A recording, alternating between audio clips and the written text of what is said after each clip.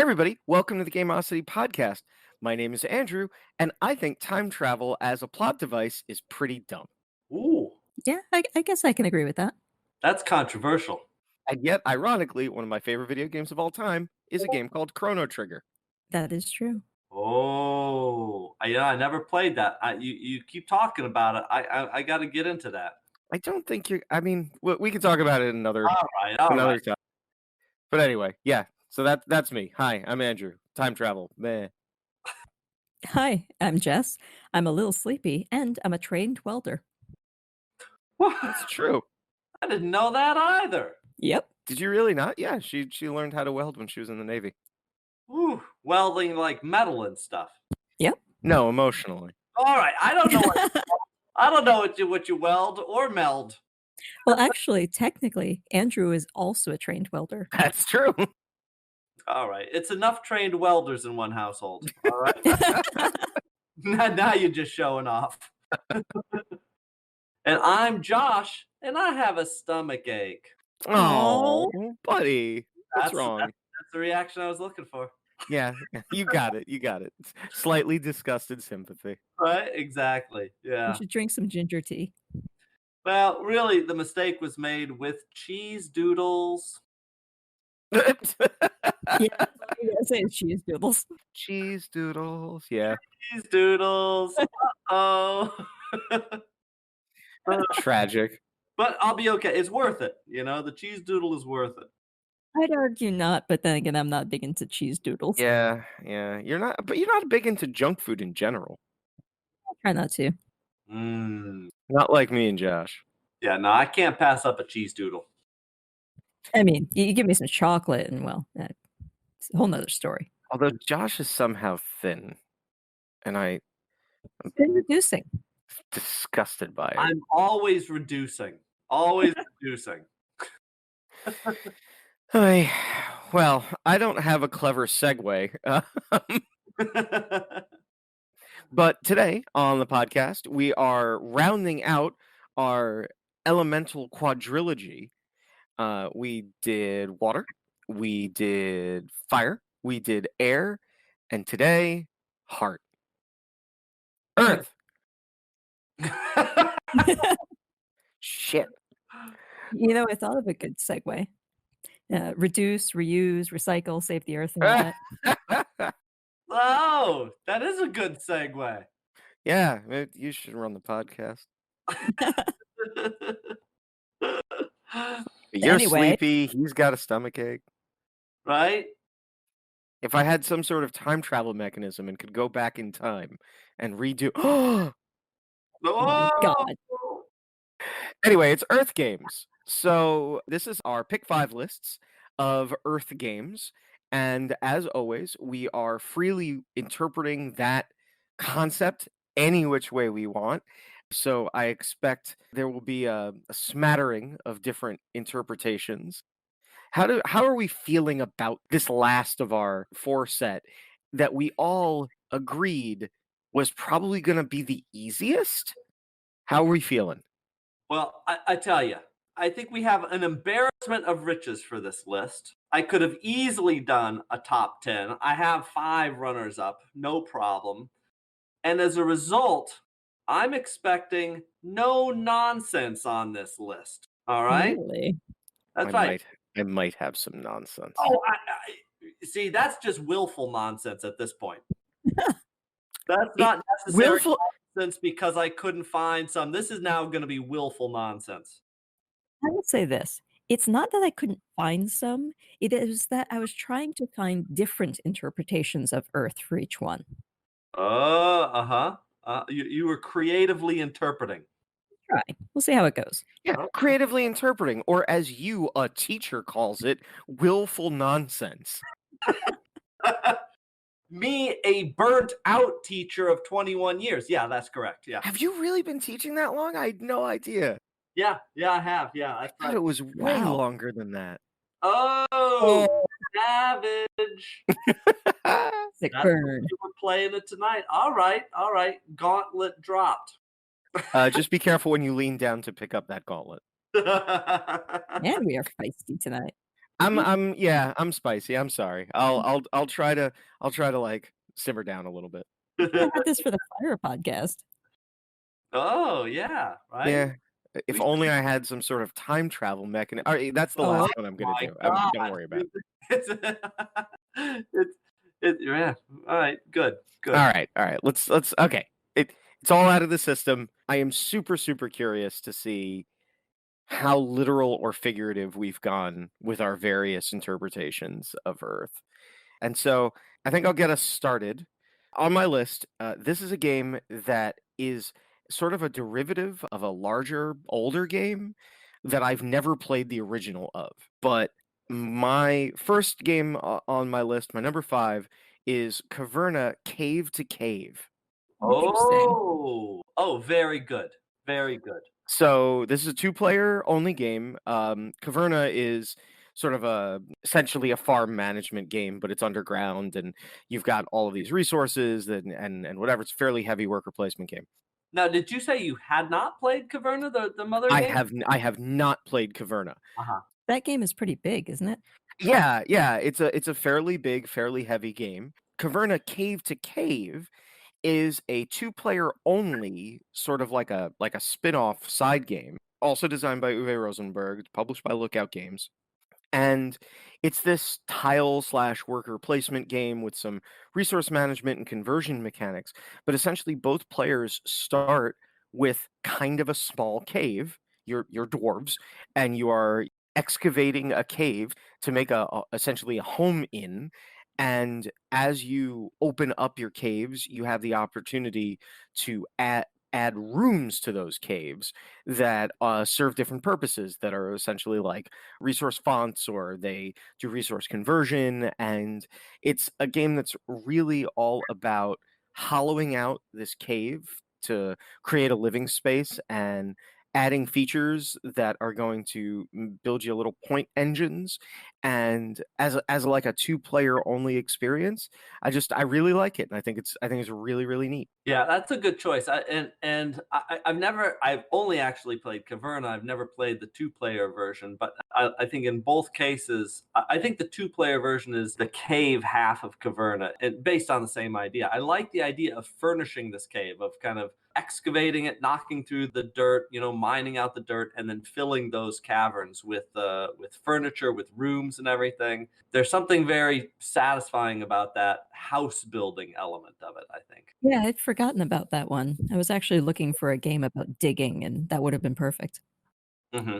I think you're probably not going to need to go further than Josh's list for some games about digging, if my Yeah. guess tells me anything. Oh yeah, you're right about that. But anyway, yeah, so Caverna Cave to Cave, small 2-player game set underground, digging out some rocks, building some nice underground spaces, and we made it through that whole thing without a single man cave reference, which I'm really proud of us for. But that's my number 5. Ooh, right, very good. Yeah, and completely nonsense free, that one. I like it. Yeah, you just keep letting me know. All right, well, let's see. What do you got, Josh? So, okay.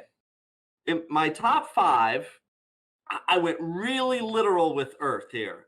And as you guessed, and it was a good call, a lot of digging games. In fact, there's only one of my top 5 that is not a mining game. That's how literal I went. Oh, wow. Yeah. So, and this is it. So my number 5, and I'm thinking there might be this is the one that I think there might be crossover on.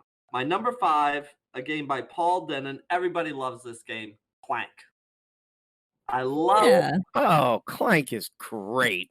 It is fantastic. And I love there's so many underground games, but I particularly like this one because you really feel the pressure of getting back up to the surface before the end of the game. It's this deck building game where you're using your cards to move from cavern to cavern in this network of this kind of spiderweb network of caves, collecting treasure, battling foes, and then trying to get back up to the surface so that all of your valuables are actually worth something. But you really do get that feeling of delving down and then coming back up, resurfacing. To me, this was kind of one of the obvious ones for me that I wanted to pick. But Clank, I love it, love it. You also want to have to get up to the surface as fast as you can before that dragon wakes up. Right. Yeah, because you're making a lot of noise and you are disturbing this dragon's sleep, and this dragon will knock everybody for a loop. Yeah, for sure. For a loop, as it were. But yeah, Clank is an absolutely fantastic game. There are a couple different versions of it. It's this great deck building game with this movement treasure collection mechanic, and it really does have some very clever and innovative rules around the noise thing. That there are all these noise cubes that you go into the bag, and when the dragon messes people up, it's like you're pulling things out of the bag, and you don't want your cubes in there because it makes it more likely that you're going to get hurt. It's so clever, and I love the fact that if you don't make it out, it's like doesn't matter how much treasure you're carrying, if you can't make it out, you're toast. Right, right, exactly. Yeah, and it's I've been nommed. You yeah. have been nommed. And yeah, and there's a space version, but the reason that this seemed most appropriate as an Earth game for me is because I much prefer this to the space version, and almost entirely for thematic reasons. I just love the idea of crawling around in underground caverns more than I like the idea of moving from room to room in a space station. And so, even though I know the games are very, very similar, this is my preferred version precisely because it's in the Earth. That's a good pick. Oh, thank you. So I'm going to insert a little bit of nonsense. Oh, here we go. Woohoo! Okay. My first pick is a game by Trevor Benjamin and Brett J. Gilbert called Mandala.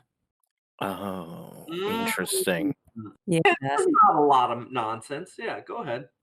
So the game is all about creating mandalas, which are these beautiful circular patterns that are made out of colored sand.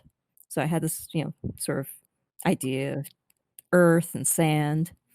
The way it works is you have a cloth board that is separated into two sections. Each section has a different mountain field area, and on your turn, you must play cards in either the mountain or the field in one of the two sections.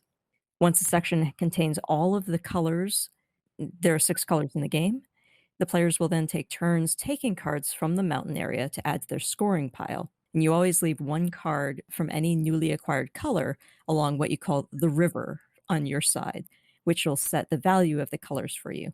At the end of the game, you count up all the cards that you have by the values that you've told them they would be, and whoever has the most points wins. This is definitely a game that I'm interested in. I've seen reviews of it, I've seen plays of it.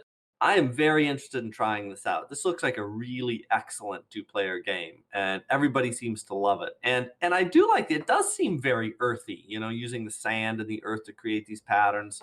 I like this choice. I like this choice as an Earth game. Even the components, because it's a deck of cards, albeit square, colorful cards, but the game space is defined by this cloth mat, and even that, I would say, has a certain groundedness to it.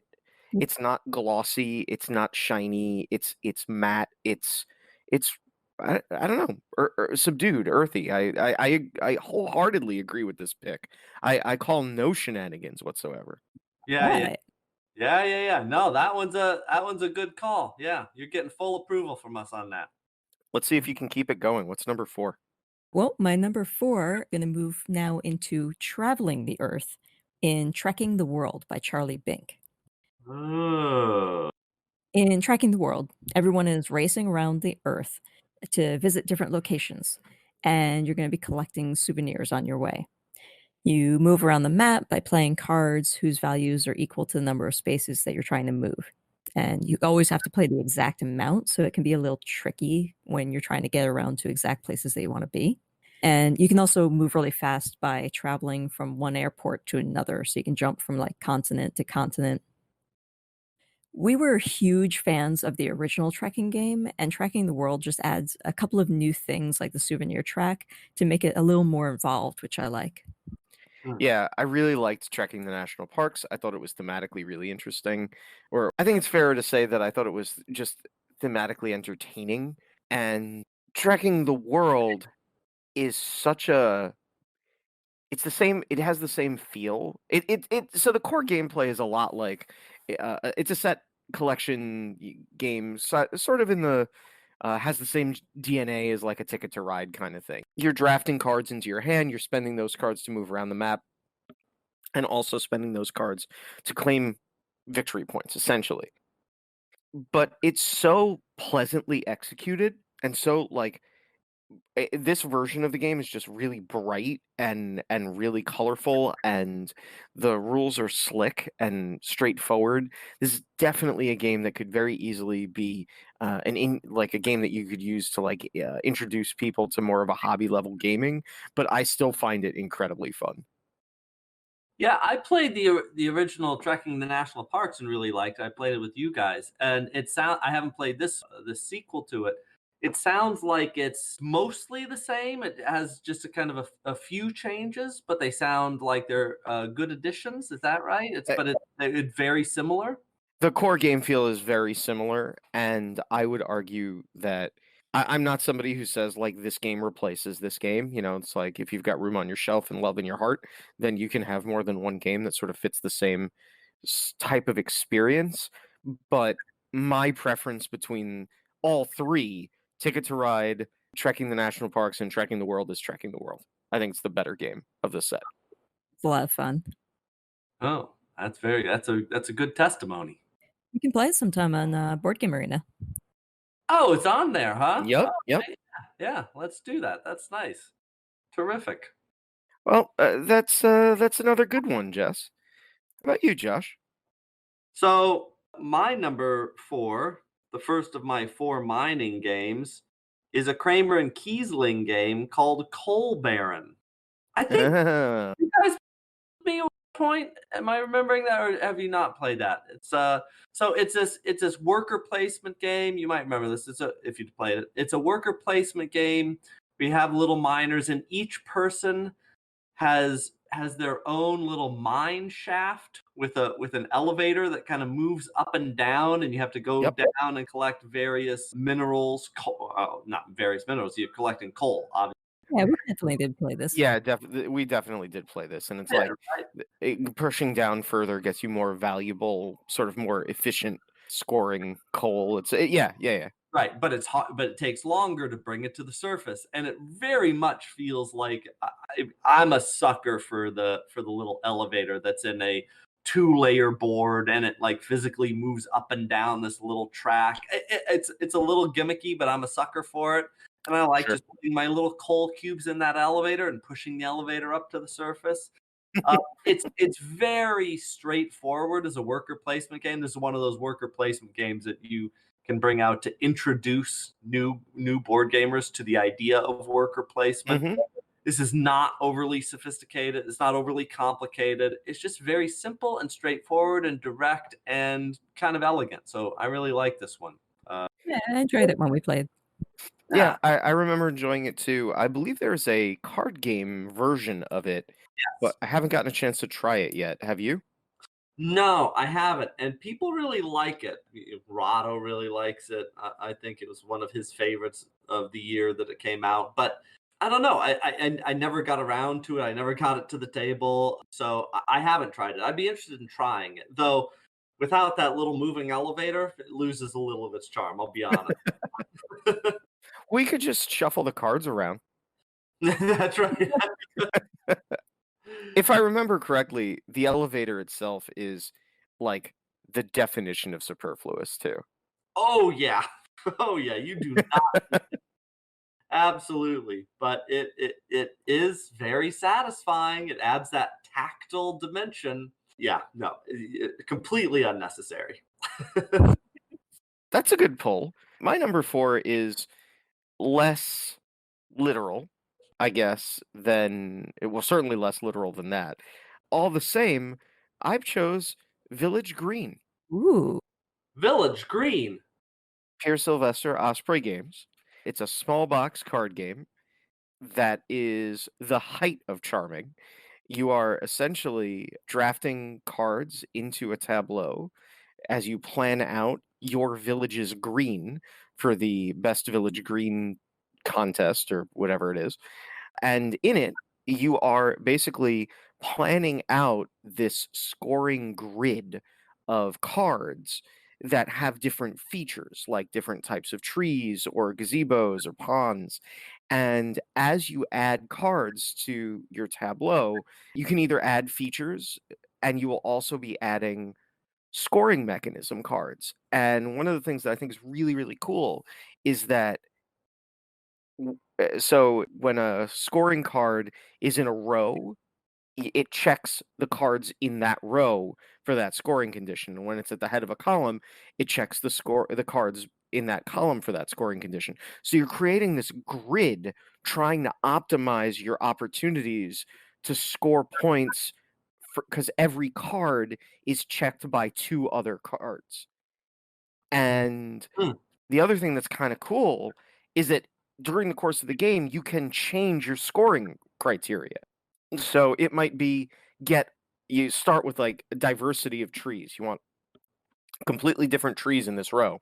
But then because of the way the columns have lined up, you end up not doing that. Well, you might have the opportunity to change that row's scoring mechanism for something that perhaps will get you some more points.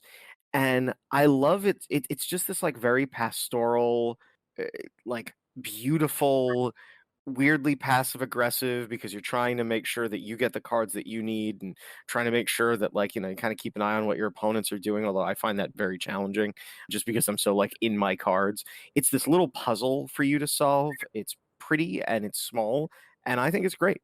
That sounds like a very good game. I always like that device in a game where you are both trying to create something and also determining your own scoring mechanism. Yes. That's really interesting to me.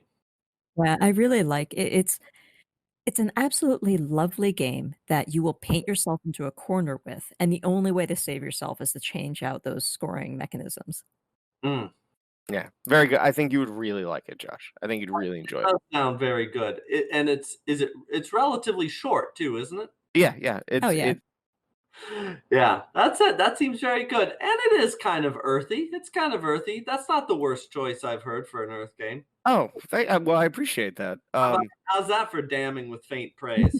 I mean, you sure you're not a yeah, you're a teacher. That's our number 4 is Josh, take us into number 3. So my number 3 is I'm thinking there might be some crossover with this game too, perhaps. But my number 3 is a game by Gavin Brown and Matt Tolman called Super Motherload, Mm. which is also the bane of much pedantry on the internet because of the spelling of Motherload. But you know, we're just rolling with it. But it's this gorgeous game.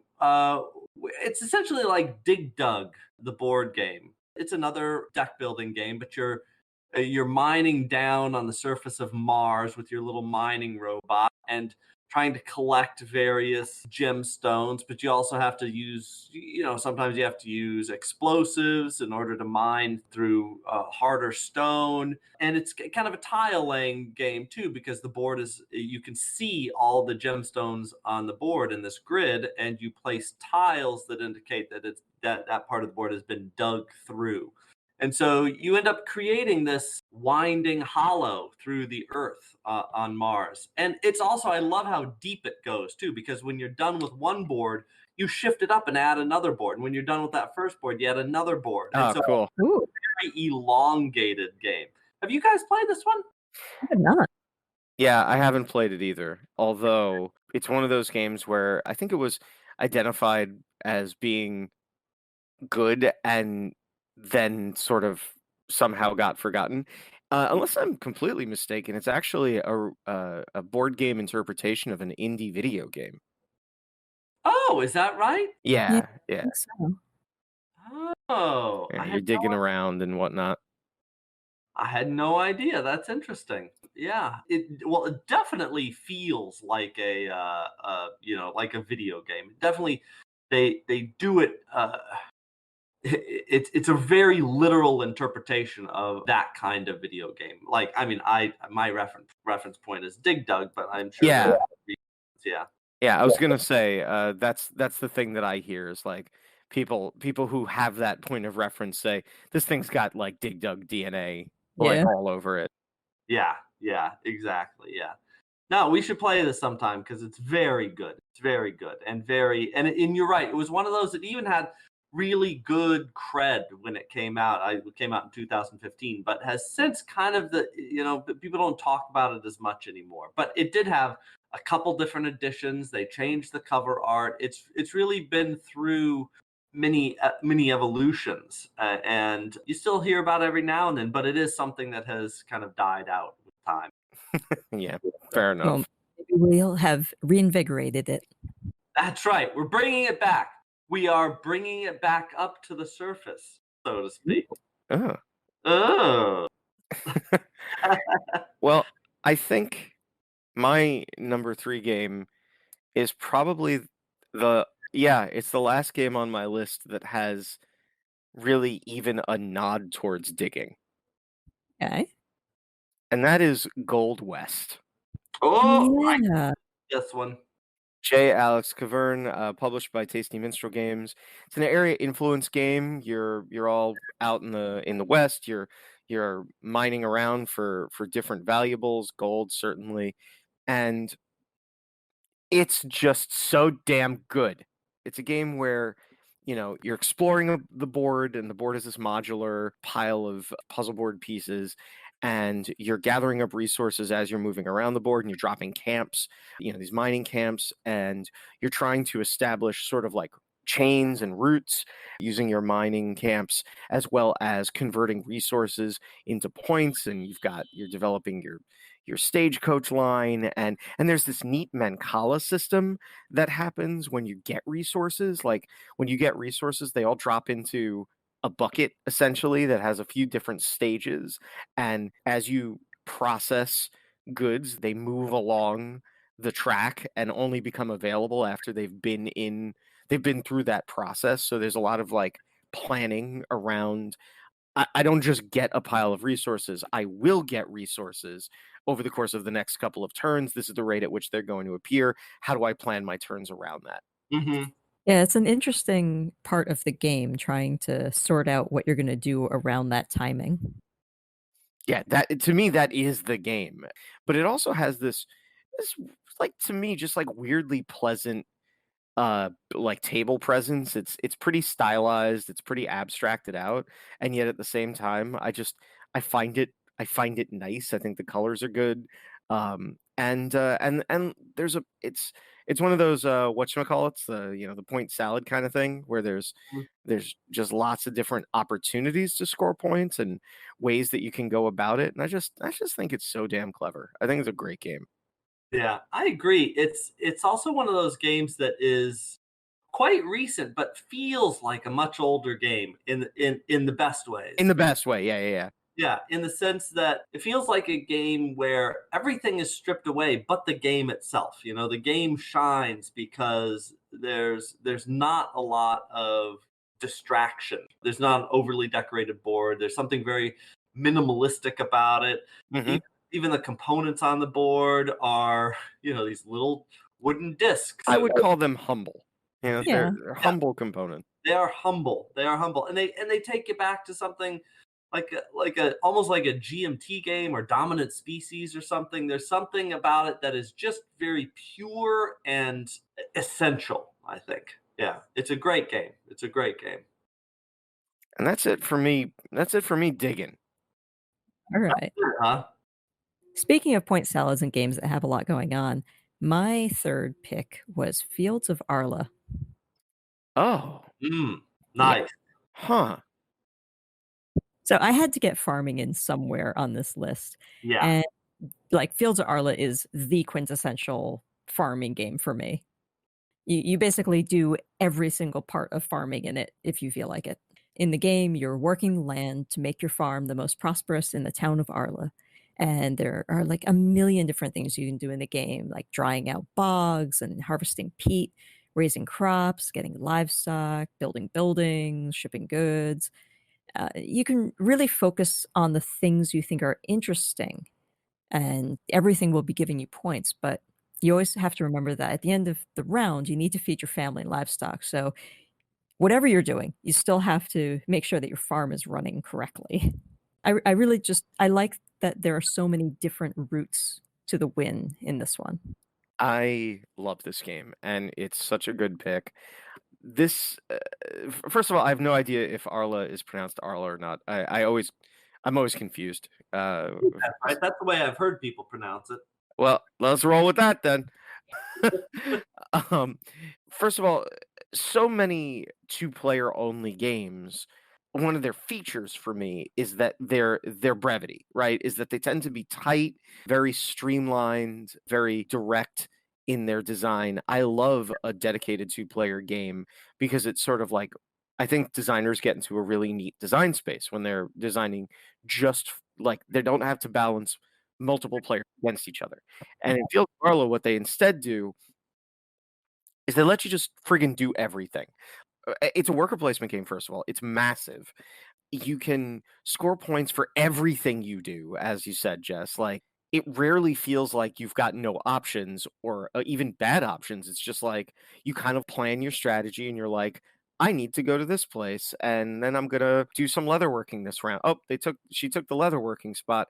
That's okay. I'll go smoke some fish or something. Like Yeah. it just you go do something else and you get a bunch of points and as long as you can feed your folks by the end of it, you're developing a map board, you're moving along a trade route, you're draining the peat bogs and turning those into viable farmland, and it's so big and yet so constrained at the same time. We don't play this one nearly enough. It's only to me, its only downside is that it is a bigger, longer game, and so it's sort of it's rare that we spontaneously at 10 o'clock at night are like, oh well, let's just break out Fields of Arla. Right. It's like a lot of Rosenberg games where it's such a commitment, right? You can't do it casually because it involves a huge amount of setup, and it also involves relearning a lot of rules. This is not a game you're going to remember from the Yeah. last time you played it. But that said, it's damn good. That's Yeah. a good choice. Now, would you say that this is your favorite Uwe Rosenberg game, or do you like others better? Oh, I didn't mean to make you spontaneously put together a top 5 Uwe Rosenberg list or anything. That'll be on next I week's podcast. I think of his games, my favorite might be a cross between Patchwork and Agricola, All Creatures Big and Small. Yeah. I really like both of those. Yeah. I mean, that's when you're talking about Uwe Rosenberg, right? That's the real interesting contrast because he has these massive games and then he has some very light miniaturized versions. Mhm. And he's really good at kind of balancing those two poles in his design. Yeah, Uh, like recent games of his that I really, really like, Nova Luna, Robin of Locksley, Agricola, All Creatures Big and Small, which is not new, but the big box came out a couple years ago.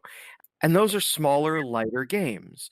Right. But then, you know, he can step on you with some of his big, just incredibly dense games.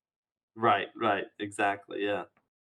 Yeah, Um, nice choice, and I also like how this game could have been on the water list too. There are a few games where water is struggling with earth and It is true. right, and I like this. I always like that idea when I see that in a game. And especially in this game, you almost have to kind of defend the water, defend the earth from the encroaching water. yeah, reclaim the earth. It's Yeah, fascinating. Yeah. yeah, exactly. Nice. Excellent number 3 pick. Thank you. Josh, what's 2? So my number 2 is a relatively recent game. I don't think you guys have played this, so I might be mistaken. This is Jay Cormier and Graham John's game called In the Hall of the Mountain King. No, I haven't. Not yet. Yeah, this is a lovely game. It's all about thematically a bunch of trolls who are carving up a mountain from the inside out and creating again these caverns and creating rooms within within the caverns.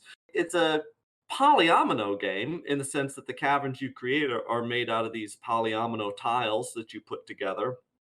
But as you build those caverns, you're also as you're excavating the mountain, you're also erecting these statues your caverns and your rooms. You're digging out resources to be used.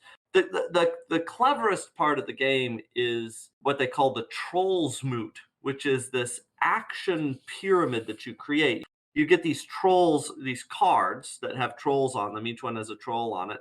You put it in front of you, and you get some resources that actually go on the card. You get another card, you put it next to the first one, you get resources that go on the card. When you spin the resources, you spin them from the card itself. The interesting thing is that you then create a pyramid. So once you have the first two next to each other, you can put a third one on the top, which will then activate the bottom two underneath it, which will refill those cards with more resources, Huh. but only if they're empty. So the great thing about this game is you want to gather those resources and then use them before you put another card out, because otherwise it'll be a huge waste. If there's anything left on the card, it will not refill when you put a card over the top of it. And Hmm. so you it's really this balance where you get a new character and you don't immediately get another one because you want to spend what you have. Sure. Then get a new character, everything refills, spend what you have, get a Very new cool. and so there's this really interesting rhythm to it that is very innovative. I haven't seen anything like that before. It's a wonderful game in the Hall of the Mountain King. The art for that game is so fantastic. I think it's, Gorge. Quanchi Moria, I'm sure I said that wrong, I'm sorry, and Josh Capel just did a fantastic job illustrating it. Yes. Yes. It's I'm so interested in trying it. Like, it looks so neat. Yeah, it's really and, it's one of those where the production, the components are over the top. It's really yeah, you guys would love it. We definitely have to try this out. It Absolutely. So that was your number 2, Josh. Yes. My number 2 is okay, so my number 2 is it really came down to it was like a 50-50 shot for what would be on the number 2 spot on this list, but the thing that didn't make number 2 is not number 1, and I'll reveal okay, what I number 2 on my list is Terra Mystica. okay. Uh-huh. All right. Yeah, yeah. See it? Terra Mystica, it's a couple years old now. My edition was published by Z-Man.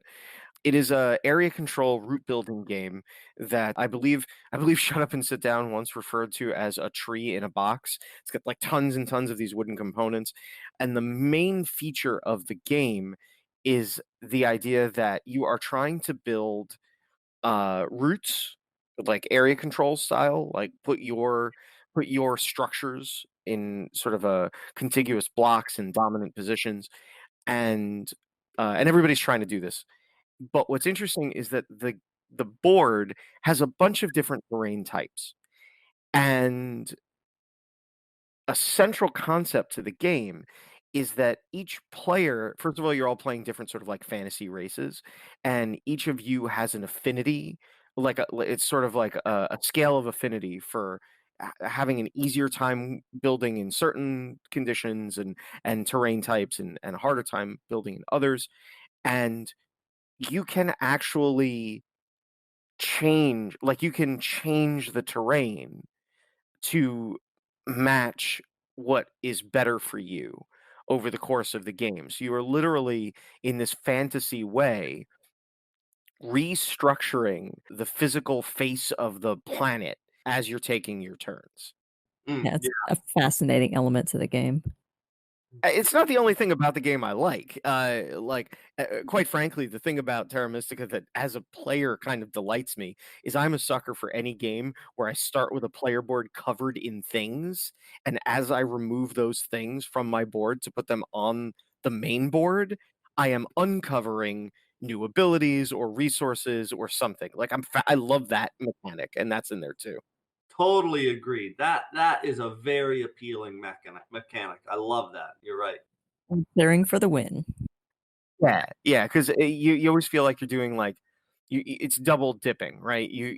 I get to put this fortress down, but lo, I have uncovered this bonus. What is that? The cost for maintenance on how much a new structure costs goes up as I remove uh, things from my board and put them onto the main board. It's such a clever way of showing the changing cost and benefit of building out your structures. But yeah, I love the sort of fantasy terraforming. I think that's really cool. Yeah. That's a great choice. It makes me curious what your other option for number 2 was and why it would not have been number 1. I will reveal all once we're done because I don't want to step on anybody's thunder in case anybody else's number one is what I would have made my number two. Got it. Okay. Understood. I like Listen that. to suspense. Yeah. I wonder if there are some. I wonder if you create a longer list of things and then adjust your numbers 1 through 5 based upon what we do. Are there shenanigans like that going on? I would not describe that as shenanigans. No. To say that I start most of these sessions with a list of like 8 to 14 games would not be exaggerating. No, I just you know me. I'm kind of changeable. I rarely am so structured as to say this is the best. Which so there are lots of games that I think are worth talking about. So sometimes I just kind of make space. Right, yeah, yeah. You're adjusting for a full experience for the listener, the podcast. See, I care about the people who listen to us. Is the thing. Oh, that's the difference Oh, between you and me, right? Right. Jess, please save us. okay. So my number 2 is a game we've all played together. It's Michael Reinick and Stefan Stadler's Pillars of the Earth. Shenanigans. Ah, yeah, interesting. With a side eye. Yeah. Well, I know we've mentioned this one before, but Pillars of the Earth is an excellent game. It is. In it, you're helping construct a cathedral in England. As per usual, with a worker placement game, you're using your workers to make resources, hire more workers, buy and sell goods, or just straight up gain victory points. Um, I love the game. It's so precise and good, and I like that while there's a lot going on in it, the board itself walks you through each and every step as you move around it, Mhm. and the order of all of these things is built into the art design of it, which makes it one cohesive experience. Yeah, and I've never really seen that before either. That following the path on the board that literally describes what you should be doing at every step. It's almost as though the rules of the game are cooked into the board itself.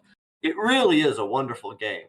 And yeah, it's one of those games that you play and it's very memorable too. I really have fond memories of playing it with you guys.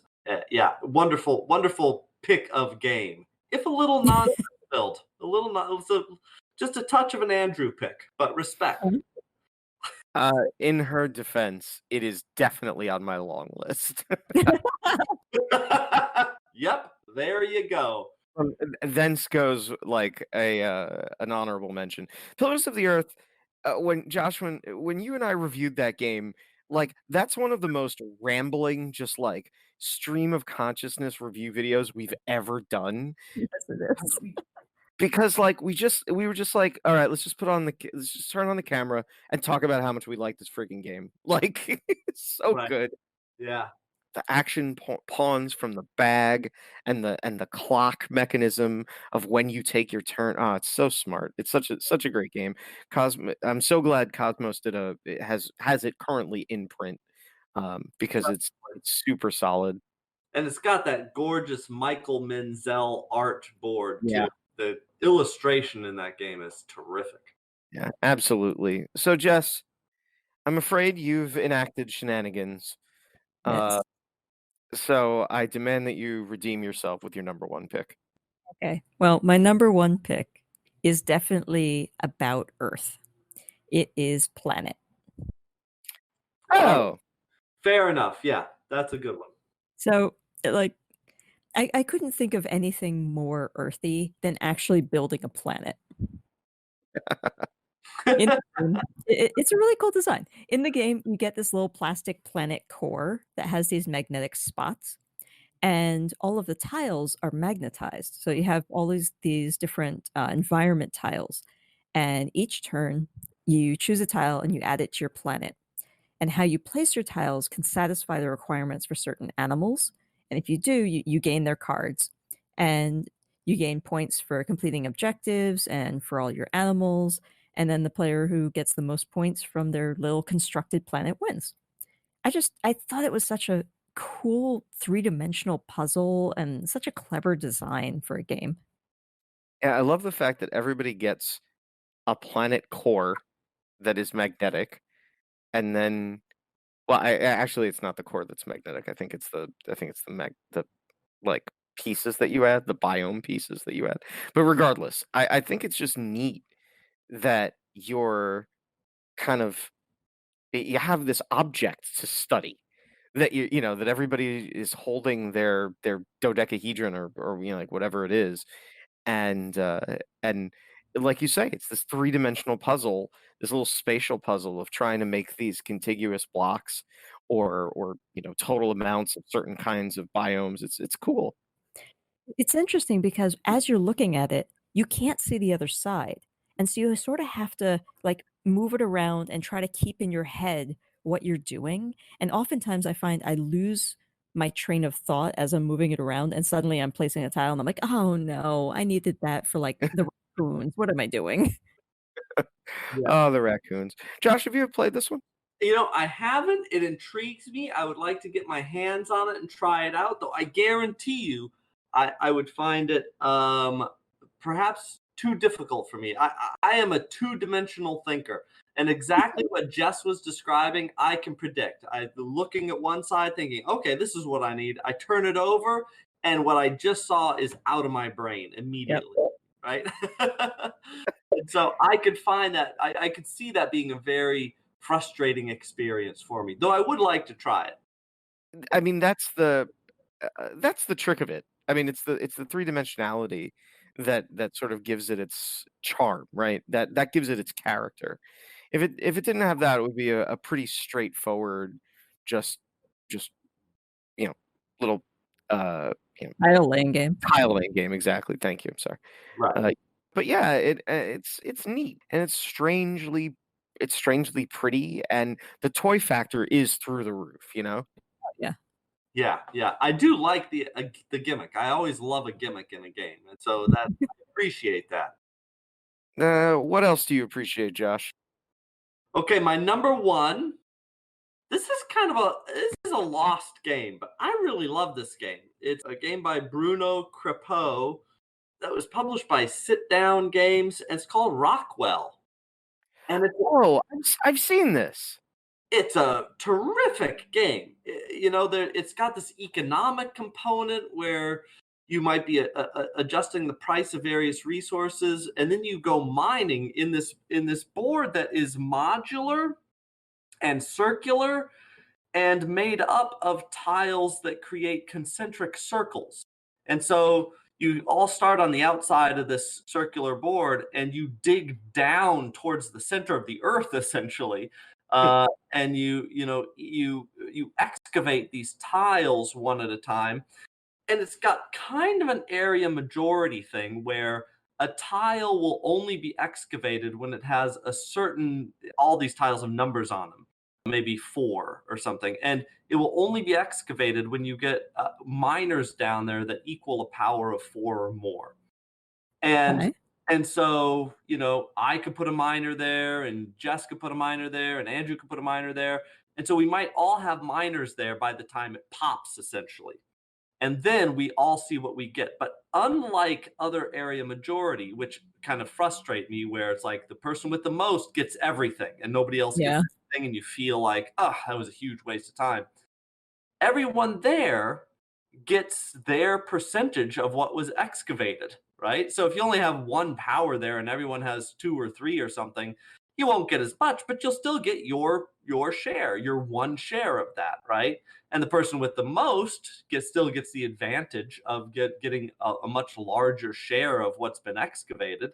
So there's an advantage to having a greater majority of power on that tile, but it's not an all or nothing situation, and I really like that about it. Yeah, And I like games where you don't get blocked out and you can actually, like, participate in the collection. yes, you really feel like you got your fair share. Of course, you would have liked to have gotten more, but you'd only put in so much work on that tile. So you never have that feeling that you were cheated out of anything. It's really terrific. A great game. Good pick. Yeah, that's awesome. That sounds like a good one.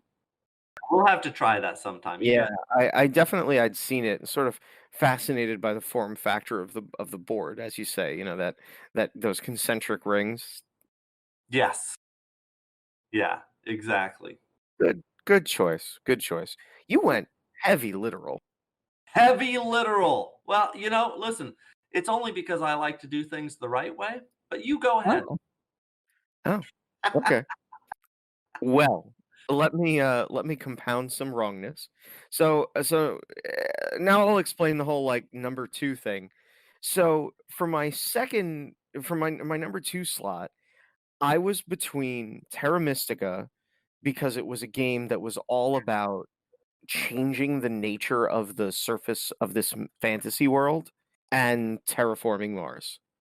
Oh. Because it was literally a game about making things like the Earth. Interesting. Interesting. Making things like the Earth. Right, right. Yeah. Yeah. Yeah. Yeah. Yeah.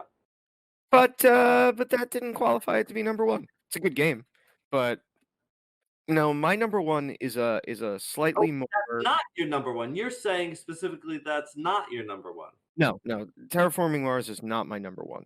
I see. You were interesting. So it's either number 2 or not on the list at all. Number 2 or not on the list, exactly. All right. Listen, you've got a creative brain there.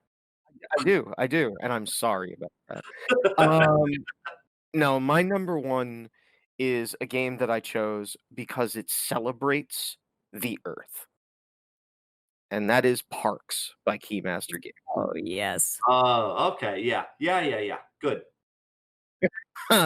Awesome. I'm in. So, Parks is one of the prettiest games in our collection. It is a game about traversing sort of these hiking trails. You have 2 hikers, every player has 2 hikers. You move along the trail collecting resources, and then having the opportunity to spend those resources in order to claim cards that will give you points. And that's sort of a reductive way of looking at the rules, but that's what the gameplay is. But the theme and the art are such luscious celebrations of the national parks and beautiful natural wonders that it is just such a pleasurable game to engage. And the insert is like everything about the presentation is great. Keymaster Games just absolutely knocked it out of the park. But it is it was unintentional. Shut up. Uh, the aura of it for me is so like delightful and soothing, and the art is so beautiful that I could not resist putting it absolutely at the top of the list because it is to me truly a celebration of all things Earth. I have to say the component quality of that game is also amazing. Keymaster always puts out such, like, quality components. Hmm. You Yeah. got the little coin and the little wooden bits, and just everything is so awesome. Yeah. Yeah, Yeah. that's a game that I haven't played, but I've really wanted to play. That it's very interesting to me. It's one of those games that I've almost a couple times bought just for the components, just because I was impressed enough by the components that I thought, well, whatever, I'll take a chance on that just because it's so gorgeous. But yeah, Yeah. I should try it. I should play with you guys. Absolutely. We'd love to play it. Yeah.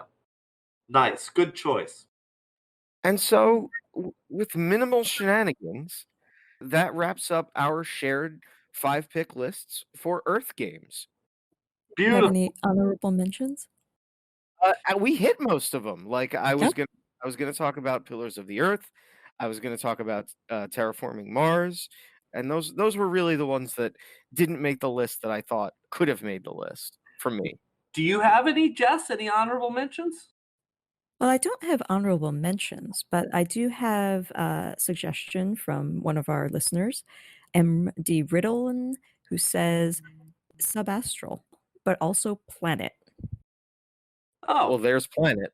Planet. Yeah, Nice, I nice. don't know subastral. Yeah, I don't know that one myself. And Ben Pinchback and Matt Riddle right now on Kickstarter have Three Sisters, which is a gardening game, which honestly could have easily been on this list. Oh my God, yes.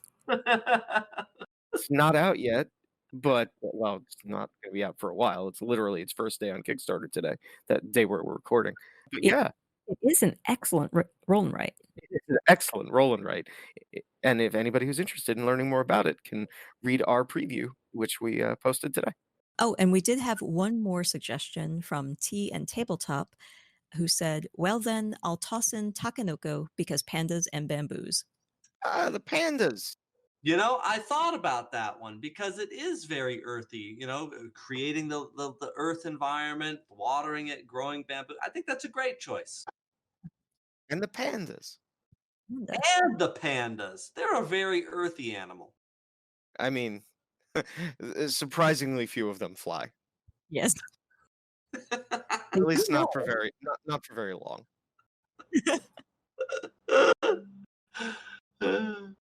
Well, I do have. I mean, my second set of 5 games, nobody mentioned at all. So I actually have 1, 2, 3, 6 runners up, Oh my Let's hear heaven. 'em. and yeah, and they'll make sense to you. Archaeology, wonderful game about digging Ooh. into the earth. Ooh, The- yeah. The Yep. Cave, which is about, I've talked about it before, spelunking in the earth. Claustrophobic nightmare. Oh yeah, one of our favorites, Rudiger Dorn's Journey to the Center of the Earth. Sort of a generous interpretation, but yeah, go on. It's literally about going to the center of the earth. Oh, I meant the favorite part. Thebes, which is about excavating artifacts from the earth. Oh, okay, yeah. Cottage Garden, which is about planting things in the earth. And Mhm. Carson City, which doesn't seem like a likely choice, is the Western game But about does take place on Earth. Good job, Josh. on Earth.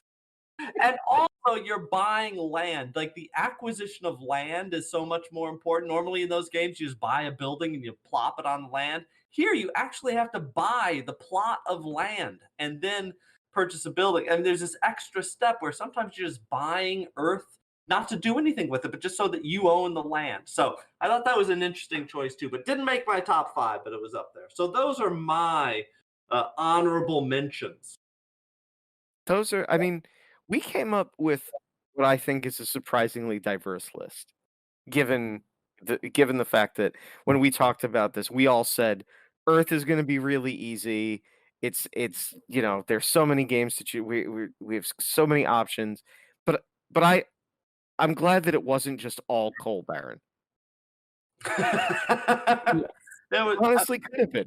it was close to being all Coal Baron. Is that what you're saying? Yeah.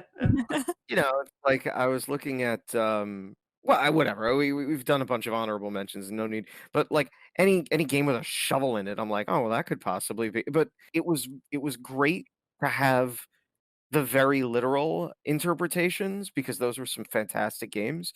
And then I like the other directions that we went into. I just whatever. I think we did a good job. Stop it. Shut up. Well done, us. Well done, us. Yes. Well, and I think at the point that we are congratulating ourselves, I think it is very important that we just end the podcast. So, thank you so much for listening to the Gameosity podcast. It is our absolute pleasure to take suggestions for subjects or games or themes that you would like to hear us talk a little bit more about. Please feel free to poke us on Twitter or to shoot us an email or in the comments on whatever medium it is that you are listening to this podcast. In the meantime, we strongly, strongly advise that while you're playing your games, regardless of which games you choose to play, that you be nice to each other, you take good care of each other, make space at your table for the right kind of energy, and know that we think you guys are awesome. We do. So with that, folks, we will draw to a close. Thank you so much for listening. If you've got any suggestions, as I say, please let us know. And until next time, I'm Andrew. Yes. I'm Josh. See you next game. Bye. Bye. Every time. It's a brand. This episode of the Gameosity podcast is brought to you by our fans on Patreon. Their support makes everything we do possible. If you'd like to join Team Gameosity, then please check out our page at patreon.com/Gameosity. Thanks, and we'll see you next game.